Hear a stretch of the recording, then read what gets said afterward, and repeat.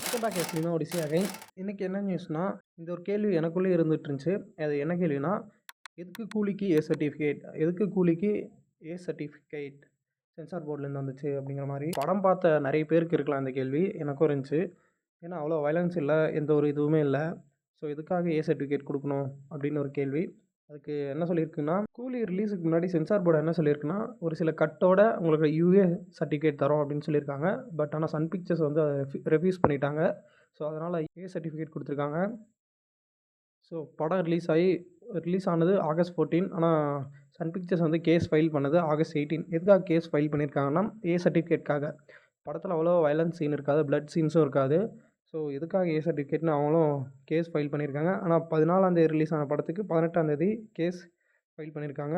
நான் என்ன நினச்சேன்னா, படத்தை ப்ரமோட் பண்ணுறதுக்காக இவங்க ஏன்ற சர்டிஃபிகேட் வாங்கி வச்சுருக்காங்களோ அப்படின்ற மாதிரி எனக்கு தோணுச்சு. உங்கள் தாட் என்னென்னு கமெண்ட்டில் சொல்லிட்டு போங்க.